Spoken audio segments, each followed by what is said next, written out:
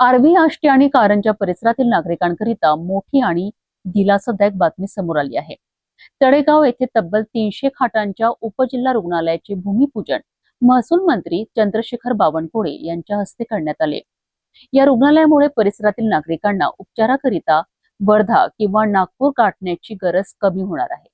तळेगाव येथे उभारण्यात आलेल्या 300 खाटांच्या उपजिल्हा रुग्णालयामुळे स्थानिक नागरिकांना आधुनिक आणि दर्जेदार आरोग्य सुविधा आपल्या परिसरातच मिळणार आहे।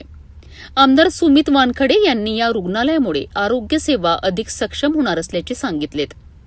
यावेळी छत्रपती शिवाजी महाराज महाराजस्व समाधान शिबिर आणि महाआरोग्य शिबिराचेही उद्घाटन करण्यात आले। विविध शासकीय योजनांच्या लाभार्थ्यांना प्रमाणपत्रे, धनादेश, मंजुरी पत्रे आणि घरांच्या चाव्यांचे वितरण करण्यात आले। आज आमच्या सुमित वानखेडेंनी माननीय मुख्यमंत्री देवेंद्र फडणवीसजीकडनं आमच्या सरकारकडनं 300 खाटांचं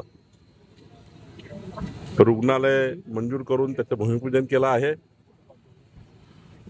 सोबतच आज छत्रपती शिवाजी महाराज महाराजस्व अभियान जसं महाराष्ट्रात सुरू आहे तसं आज आर्वी विधानसभेत होते आहे आणि मला विश्वास आहे की सुमित वानखेडेंच्या नेतृत्वामध्ये आपल्या या वर्धा जिल्ह्यातल्या आर्वी विधानसभेमध्ये जे जे वचन सुमित वानखेडे यांनी निवडणुकीत दिले होते ते वचन पूर्ण करण्याकरता आमचं सरकार काम करत आहे। राहिला प्रश्न प्रधानमंत्री मोदीजींना सर्वच पक्षाचे लोक विविध विकासाच्या योजनाकरता भेटतात।